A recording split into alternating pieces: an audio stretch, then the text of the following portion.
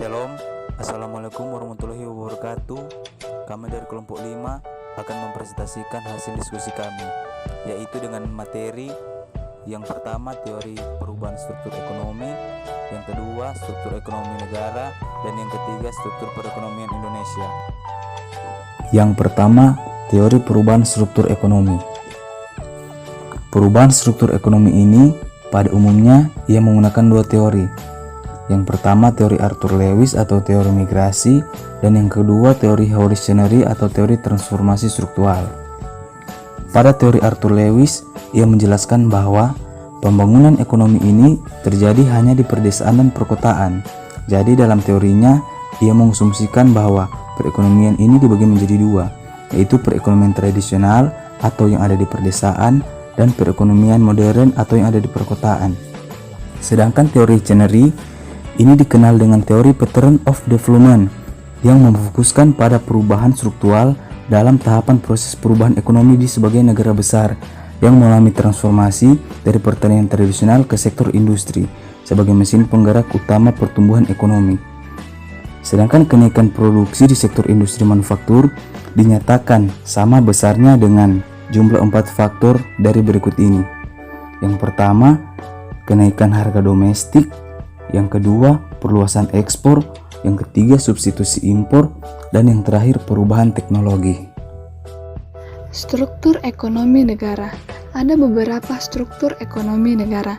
Yang pertama, kondisi dan struktur awal ekonomi dalam negeri atau basis ekonomi, yaitu suatu negara yang pada awal pembangunan ekonomi atau industrialisasinya sudah memiliki industri-industri dasar. Yang kedua, pola distribusi pendapatan. Faktor ini sangat mendukung faktor pasar dan tingkat pendapatan rata-rata per kapita naik pesat. Yang ketiga, keberadaan SDA. Negara yang kaya SDA mengalami pertumbuhan ekonomi yang lebih rendah atau terlambat melakukan industrialisasi. Yang keempat, besarnya pasar dalam negeri. Besarnya pasar domestik ditentukan oleh kombinasi antara jumlah populasi dan tingkat pendapatan real per kapita.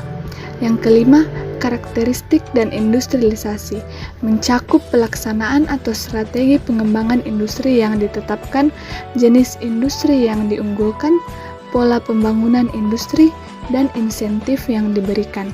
Yang terakhir, kebijakan perdagangan luar negeri.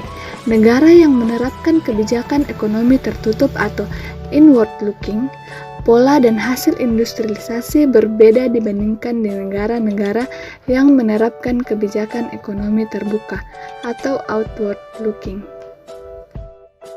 Yang ketiga yaitu struktur perekonomian Indonesia. Struktur perekonomian adalah susunan elemen-elemen yang ada dalam suatu negara yang berfungsi untuk mengatur rumah tangga suatu negara, yang mana di dalamnya terdiri dari sistem perekonomian, rumah tangga, perusahaan, pemerintahan, pasar input, dan pasar output. Semua komponen-komponen tersebut mempunyai kegiatan ekonomi yang berbeda. Elemen-elemen dari suatu perekonomian tersebut saling berkaitan satu dengan yang lainnya, yang merupakan kesatuan yang saling mempengaruhi layaknya struktur organisasi. Struktur perekonomian juga memperlihatkan satuan-satuan perekonomian, hubungan-hubungan, dan saluran-saluran wewenang dan tanggung jawab yang ada dalam suatu perekonomian. Istilah struktur dipakai untuk menunjukkan susunan atau komposisi dari sesuatu. Struktur ekonomi dipergunakan untuk menunjukkan komposisi atau susunan sektor-sektor ekonomi dalam suatu perekonomian. Sektor yang dominan atau diandalkan mempunyai kedudukan paling atas dalam struktur tersebut dan menjadi ciri khas dari suatu perekonomian.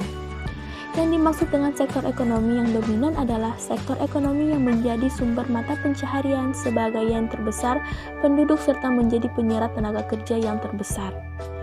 Sektor ekonomi yang dominan atau andal dapat juga berarti sektor yang memberikan sumbangan terbesar terhadap produk nasional dengan laju pertumbuhan yang tinggi, yang menjadi ciri khas dari suatu perekonomian. Ada dua macam struktur ekonomi, yaitu yang pertama struktur agraris, adalah struktur ekonomi yang didominasi oleh sektor pertanian. Sektor pertanian menjadi sumber mata pencaharian sebagian terbesar penduduknya.